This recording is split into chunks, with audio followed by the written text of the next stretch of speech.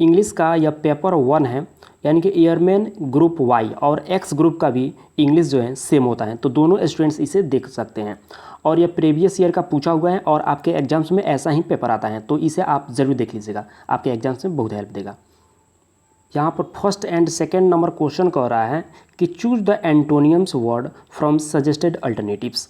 यहाँ फर्स्ट कर रहा है कि एक्सोनरेट, तो एक्सोनरेट का मतलब क्या होता है, दोष मुक्त करना या विमुक्त करना, और इसका एंटोनिम्स क्या हो जाएगा, इसका एंटोनिम्स हो जाएगा एक्यूज, और एक्यूज का मतलब होता है आरोप लगाना। यहाँ पर रेजेक्ट का मतलब हो जाएगा अस्वीकार, कंट्रैक्ट का मतलब होता है सिकुड़न या अनुबंध, और एडमिट का मतलब हो जाएगा प्रवेश करने देना या स्वीकार करना।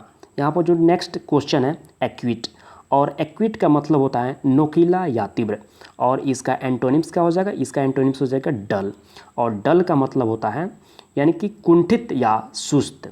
अच्छा, यहाँ पर जो वर्ड आया शार्प, शार्प मीन्स होता है तेज, क्रिटिकल का मतलब होता है विकट या महत्वपूर्ण या संकटमय, ऐसे बोल सकते हैं। उसके बाद सेंसिटिव का मतलब होता है संवेदनशील। यहाँ पर थर्ड नंबर क्वेश्चन कह रहा है कि गिव द प्लूरल, यानी कि प्लूरल ज्ञात करना है जो वर्ड्स दिए होते हैं, जिसके बेसिस का प्लूरल क्या हो जाएगा, यह हो जाएगा बेसिस, जो कि ए पार्ट इसका करेक्ट प्लूरल हो जाएगा। यहाँ पर 4 नंबर प्रश्न देख लीजिए। 4 नंबर प्रश्न बोल रहा है कि fill in the blanks with correct article. इसमें करेक्ट आर्टिकल क्या होगा, गो अप डैश स्टेयर्स। मान लीजिए हम सीढ़ी के माध्यम से कहाँ पर जाएंगे, मान लीजिए यहाँ पर सीढ़ी है, तो इसके माध्यम से हम छत पर ही जाएंगे। तो जो सीढ़ी के माध्यम से जाएंगे, तो सीढ़ी क्या हो गया, उसके छत पर जाने का एक माध्यम हो गया, यानी कि वह खास एक वस्तु हो गया, यानी कि सीढ़ी यानी कि छत पर पहुंचने का। तो किसी खास यानी कि वस्तु के पहले यानी कि क्या लगता है, तो द लगता है, ए एन तो इसमें लगेगा नहीं, द लगता है, यानी कि कोई खास व्यक्ति हो, या क्या कोई खास व्यक्ति हो या कोई खास वस्तु हो। तो स्टेयर्स यहाँ पर कोई खास वस्तु का बोध करा रहा है, तो इसलिए यहाँ पर क्या हो जाएगा, द का प्रयोग हो जाए, यानी कि गो अप द स्टेयर्स, यानी कि ऊपर, यानी कि मान लीजिए वो छत पर जाते हैं तो स्टेयर्स के माध्यम से ही तो छत पर जाएगा, तो जाहिर सी बात है यहाँ पर डिफिनिट आर्टिकल्स यानी कि द का प्रयोग होगा। ठीक है, उसके बाद यहाँ पर जो 5th नंबर प्रश्न बोल रहा है कि identify the meaning of the givens idioms and phrases, यानी कि फिश इन ट्रबल्ड वाटर्स। तो इसका आइडियम्स एंड फ्रेजेस होगा to make a profit out of a disturbance, तो इसे आपको याद कर लेना है। ठीक है, सी पार्ट इसका करेक्ट आंसर हो जाएगा। यहाँ पर 6 नंबर प्रश्न को थोड़ा सा देख लीजिएगा। आइडेंटिफाई द इनडायरेक्ट स्पीच, आपको इसमें आइडेंटिफाई करना है कि कौन सा पार्ट इनडायरेक्ट स्पीच में है। देखिए, सबसे पहले यहाँ पर जो रिपोर्टिंग स्पीच का सेंटेंस देखेंगे, WH क्वेश्चन से स्टार्ट है, तो इन्वर्टेड कोमा यहाँ पर जो है, इन्वर्टेड कोमा के बदले यहाँ पर कुछ भी नहीं दिया जाता है। यहाँ पर फर्स्ट में देख लीजिए, यहाँ पर डेट दिया हुआ है तो बिल्कुल रॉन्ग हो जाएगा। सेकंड में यहाँ पर इफ़ दिया हुआ है, बिल्कुल रॉन्ग हो जाएगा। उसके बाद देखिए, यहाँ पर जो WH क्वेश्चन से रिपोर्टिंग स्पीच स्टार्ट हो, तो यहाँ पर जो यानी कि सैड का क्या हो जाता है, आस्क में हो जाता है, तो इन दोनों में दिया हुआ है। उसके बाद देखिए, यहाँ पर जो टुडे होता है, टुडे या इनडायरेक्ट में जाने के बाद डेट डे हो जाता है, जबकि थर्ड नंबर यानी कि सी में क्या है, यहाँ पर यानी कि गो टुडे केवल दे दिया हुआ है, तो यहाँ पर सी पार्ट भी गलत हो जाएगा। तो जाहिर सी बात है, यानी कि डेट डे किस में है, तो डी पार्ट में, तो डी पार्ट क्या हो जाएगा, आपका करेक्ट आंसर हो जाएगा। लेकिन आपको यानी कि बहुत अच्छे तरह से इसको समझना है, यानी कि एग्जाम में तो आप ऐसे मार देंगे बिल्कुल राइट हो जाएगा, लेकिन आपको डीपली अभी आपको समझा रहे हैं। देख लीजिए, सबसे पहले यानी कि सी का क्या लिख देंगे, यहाँ पर सी हो गया। उसके बाद सैड का क्या हो गया, आस्क्ड हो गया। उसके बाद यहाँ पर हिम का क्या हो गया, हिम हो गया। उसके बाद WH क्वेश्चन डायरेक्ट यहाँ पर आ जाएगा। यह सेंटेंस किस में है, रिपोर्टिंग स्पीच का जो सेंटेंस किस में है, तो यह है सिंपल प्रेजेंट में, तो यह किसको इसमें इसको चेंज कर देंगे सिंपल पास्ट में, तो सिंपल पास्ट में चेंज कर देंगे। उसके बाद यहाँ पर जो यू यानी कि रिपोर्टिंग स्पीच का जो यू है, यह सेकेंड पर्सन, यह चेंज होगा यानी कि रिपोर्टिंग वर्ब के ऑब्जेक्ट के अनुसार। तो रिपोर्टिंग वर्ब का ऑब्जेक्ट क्या है, हिम है, और हिम का सब्जेक्टिव केस क्या हो जाएगा, तो हिम का सब्जेक्टिव केस हो जाएगा ही, तो यहाँ पर ही दिया हुआ है। ठीक है, उसके बाद यहाँ पर देख लीजिएगा, यानी कि टुडे का डे होता है, तो आशा करता हूँ इसको आप अच्छी तरह से समझ चुके होंगे, तो इन सारे को आप ज़रूर याद रखिएगा। ठीक, देख लीजिए यहाँ पर 7 नंबर प्रश्न को आ रहा है कि 7 और 8 में चूज द सिनोनियम्स, यानी कि सिनोनियम्स आपको चूज करना है, यानी कि for the words suggested alternatives, यानी कि एडमोनिस, और एडमोनिस का मतलब होता है धिक्कारना, और इसका सिनोनिम्स क्या हो जाएगा, इसका सिनोनिम्स हो जाएगा थ्रेटन, और थ्रेटन का मतलब यही होता है। अच्छा, यहाँ जो वर्ड आया प्रेज का, इसका मतलब होता है बढ़ाई या प्रशंसा, और अपील का मतलब होता है अपील करना, और यहाँ पर सपोर्ट का मतलब हो जाता है समर्थन करना या किसी का मदद करना, ठीक है। तो इस प्रकार से आप याद रख सकते हैं। उसके बाद 8 नंबर प्रश्न बोल रहा है कि कंडेंस, कंडेंस का सिनोनिम क्या होगा। तो कंडेंस का मतलब होता है संक्षिप्त करना या संघनित करना, और इसका सिनोनिम्स क्या हो जाएगा, इसका सिनोनिम्स हो जाएगा एक्सपांड, और एक्सपांड का मतलब यही होता है। यहाँ पर जो वर्ड आया यानी कि लेंथन, लेंथन का मतलब होता है बढ़ाना या तानना, और यहाँ पर जो वर्ड आया डिस्ट्रीब्यूट का मतलब होता है वितरित करना या बांटना, और इंटरप्रेट का मतलब होता है यानी कि अनुवाद करना या व्याख्या करना किस चीज़ का। नेक्स्ट देख लेते हैं। यहाँ पर 9 नंबर प्रश्न बोल रहा है कि one who looks at the bright side of life, यानी कि वैसे व्यक्ति जो अपने भविष्य के यानी कि ब्राइट साइड की ओर देखते हैं, तो things will be one word substitute. तो इसका वन वर्ड सब्स्टिट्यूशन क्या हो जाएगा, वैसे व्यक्ति जो अपने जीवन के यानी कि उजाला की तरफ देखते हैं तो उससे क्या बोलते हैं, तो उससे बोलते हैं ऑप्टिमिस्ट, जो कि सी पार्ट क्या हो जाएगा, इसका करेक्ट आंसर हो जाएगा, ठीक है।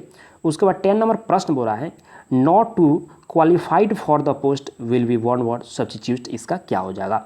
मान लीजिए कोई पोस्ट है और उस पोस्ट के लिए कोई व्यक्ति अप्लाई करता है लेकिन क्वालिफाई नहीं होता है, तो वह क्या हो जाता है, इन एलिजिबल हो जाता है, यानी कि उसमें क्या होता है, इन एलिजिबल, जो कि सी पार्ट इसका करेक्ट आंसर हो जाएगा। और मान लीजिए जैसे कि मान लीजिए कोई वैकेंसी निकलती है तो उसमें आपका एलिजिबिलिटी मांगता है कि आपका एलिजिबिलिटी 10th पास या 12th पास है। मान लीजिए आपका एलिजिबिलिटी आप 10th ही पास किए लेकिन उसमें एलिजिबिलिटी 12th में आता है, तो वह जाहिर सी बात है वह क्या होगा, इन एलिजिबल होगा, यानी कि उस फॉर्म को फिल नहीं कर पाएगा। तो इस प्रकार से आप थोड़ा सा दिमाग लगेगा, आपको समझ में आ जाएगा, कोई हार्ड नहीं होता है, इसका पेपर लो लेवल का होता है। क्वेश्चन 11 से 12 कर रहे हैं कि choose the correctly spelled word. इसमें आपको 2 दिया हुआ है, इनमें से एक ऐसा वर्ड है जो कि पूरी तरह से करेक्ट है, बाकी 3 ऑप्शंस जो है इनकरेक्ट पार्ट है। तो आपको करेक्ट पार्ट को आपको क्या करना है, चूज करना है। तो इसका करेक्ट पार्ट क्या हो जाएगा, इसका करेक्ट पार्ट हो जाएगा ह्यूमरवस, जो है इसमें आपका करेक्ट पार्ट हो जाएगा।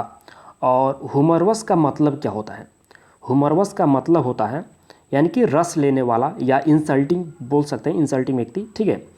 तो यहाँ पर जो 12 नंबर है तो इसमें भी आपको करेक्ट पार्ट चूज करना है। तो 12 का क्या हो जाएगा, कमीशन, यानी कि यहाँ पर जो ए पार्ट है इसका करेक्ट हो जाएगा, यानी कि स्पेल्ड वर्ड कमीशन, ठीक है।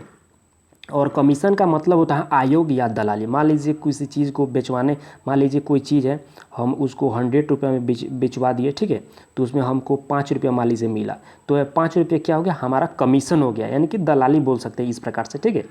और कमीशन का एक मतलब आयोग भी होता है, तो इसे भी आपको याद रखना है। नेक्स्ट देख लेते हैं। यहाँ पर 30 नंबर प्रश्न बोल रहा है कि fill in the blanks with suitable conjunction. इसमें सूटेबल कंजक्शन क्या होगा, ठीक है, तो इसको आपको बनाना है। देखिए यहाँ पर बोल रहा है कि हार्डली यानी कि had we reached the college dash the well rank. देखिए हार्डली आ जाए या स्केर्सली आ जाए, तो आपको जस्ट आपको कुछ भी नहीं करना है, हार्डली आए या स्केर्सली आए, आपको जस्ट तुरंत वेन भर देना है, आपका आंसर बिल्कुल करेक्ट हो जाएगा। तो इस रूल को आपको याद रखना है, हार्डली आए या स्केर्सली, SCARCESL स्केर्सली आए तो आपको जस्ट आपको वेन फिल कर देना है, आपका करेक्ट आंसर हो जाएगा। तो इसको भी आप याद रखिएगा। 14 नंबर प्रश्न कर रहा है कि from an adjective for the given word. जैसे कि ग्लूम है तो ग्लूम का एडजेक्टिव क्या हो जाएगा, ग्लूम का एडजेक्टिव हो जाएगा ग्लूमी, जो कि ये पार्ट इसका करेक्ट एडजेक्टिव हो जाएगा। उसके बाद यहाँ पर जो 15 नंबर प्रश्न बोल रहा है, 15 नंबर प्रश्न बोल रहा है कि सेलेक्ट द करेक्ट वर्ब, यानी कि इसमें करेक्ट वर्ब क्या होगा। The principal dash the peon to let the girl come in, यानी कि प्रिंसिपल क्या करता है, यानी कि प्यून को बोलता है उस गर्ल को लाने के लिए। तो जाहिर सी बात है यहाँ पर जो प्रिंसिपल क्या करेगा, यानी कि उसको ऑर्डर देगा, यानी कि प्यून को क्या देगा, ऑर्डर देगा उस लड़की को लाने के लिए। तो principal ordered the peon to let the girl come in. तो यहाँ पर डी पार्ट क्या हो जाएगा, इसका करेक्ट आंसर हो जाएगा। नेक्स्ट देख लेते हैं। यहाँ पर 16 नंबर प्रश्न बोल रहा है कि आइडेंटिफाई द करेक्ट प्रीपोजिशन। इसमें करेक्ट प्रीपोजिशन जो है यह क्या आएगा। देखिए सक्सेस कंसिस्ट्स डैश इंडस्ट्री, यहाँ पर जो इंडस्ट्री यानी कि कंसिस्ट के साथ जस्ट इन का प्रयोग किया जाता है, जो कि इसको आपको याद रहता है, कंसिस्ट इन इंडस्ट्री, ठीक है। तो फिक्स्ड प्रीपोजिशन होते हैं जैसे कि नॉलेज टू, नोट टू, तो इस प्रकार से आपको इन सारे फिक्स्ड प्रीपोजिशन को भी आपको याद कर लेना है। उसके बाद यहाँ पर जो 17 नंबर प्रश्न बोल रहा है कि fill in the blanks with correct verb. इसमें करेक्ट वर्ब क्या होगा, जैसे कि सीता, सीता क्या है, यह सिंगुलर है, तो जाहिर सी बात है सिंगुलर के साथ सिंगुलर वर्ब होगा, तो यहाँ पर क्या हो जाएगा, सिंग्स जो है यह प्लूरल वर्ब है, यहाँ पर सिंगिंग जो है यानी एक सिंगिंग जो यहाँ पर दिया जिरंट दिया हुआ है तो ये भी नहीं होगा। सैंग यहाँ पर दिया हुआ है वर्ब का दूसरा रूप दिया हुआ तो ये भी नहीं होगा।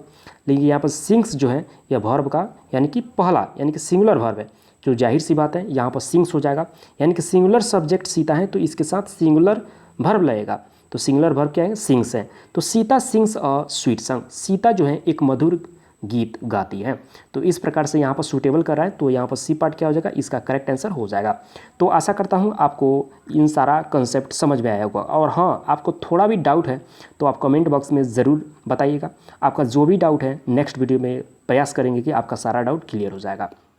और हाँ, यदि आप एयरफोर्स और नेवी के स्टूडेंट्स हैं तो इस चैनल से आप ज़रूर जुड़ जाइएगा, क्योंकि इस चैनल पर आपको बहुत हेल्प मिलेगा। थैंक यू, मिलते हैं नेक्स्ट वीडियो में, तब तक के लिए बाय।